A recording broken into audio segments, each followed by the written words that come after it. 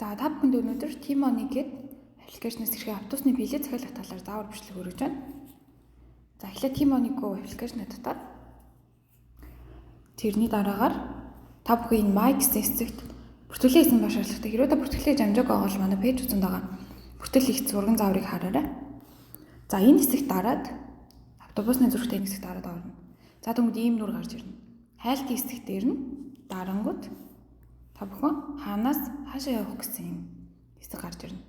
За жишээ болох үднээс хайлтан дээр нь Чонжу хотоос Чонжуг хайнгууд ингээд терминалууд нь гараад ирнэ.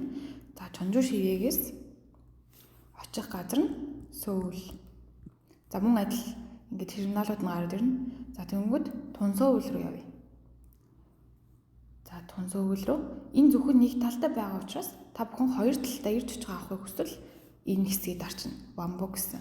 За энэ дээр дараа оронгууд мэдээж явах ирэх цагаа тохируулж олно. За одоо болохоор нэг талтай явах учраас 11-нд 11 сарын 11-нд явъя. За тэгвэл энэ доотлын хар дээр дараад за ингээд цагийн хувирууд нь гараад ирнэ. Автобусны тэгэнгүүт өглөөний 8 цагийн автобусыг сонгоё. За суудлаа бас сонгож олно. За энэ 9-8-ийн суудлыг авъя.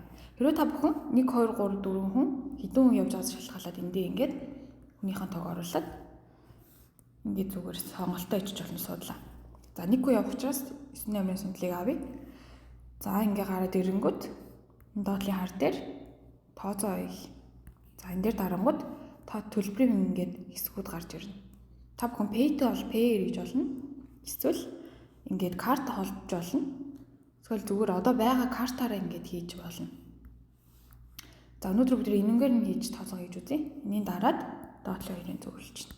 Ийм хэсэг гараад ирнэ тэгэнгүүт. За та бүхэн ингээд мэдээллүүдэд бүртгэлээ хэлж байна. Картныхаа, төлбөр их картныхаа.